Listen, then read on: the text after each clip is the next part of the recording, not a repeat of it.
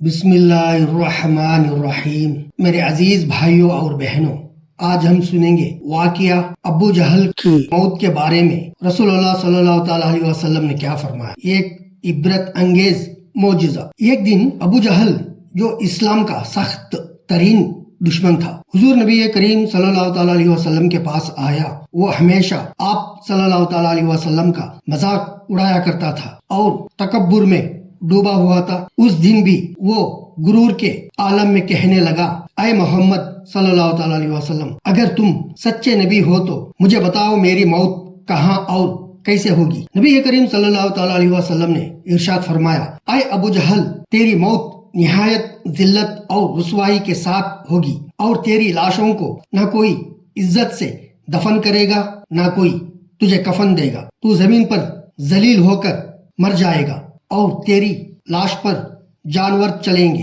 ابو جہل یہ سن کر ہنسنا شروع کیا اور بولا، یہ کبھی نہیں ہو سکتا، میں مکے کا سردار ہوں، میرے لیے ناممکن ہے کہ کوئی مجھے یوں مار دے۔ لیکن نبی کریم صلی اللہ تعالی علیہ وسلم کے الفاظ تو وحی کی بنیادی پر تھے، حق اور یقین۔ کچھ سالوں بعد غزوہ بدر پیش آیا۔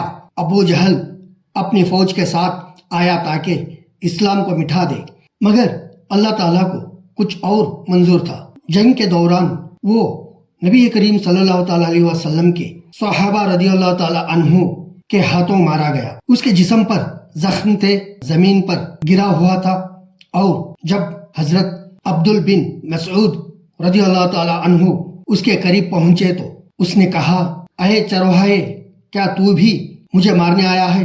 حضرت بن مسعود رضی اللہ تعالی عنہ نے فرمایا، الحمدللہ، جس نے تجھے ذلیل کیا یہی وہ انجام ہے جس کی خبر رسول اللہ صلی اللہ تعالی علیہ وسلم نے پہلے ہی دے دی تھی۔ یوں ابو جہل کی موت بالکل ویسے ہی ہوئی جیسے نبی کریم صلی اللہ تعالی علیہ وسلم نے پیش گوئی فرمائی تھی، ذلیل، رسوا اور عبرت کے ساتھ۔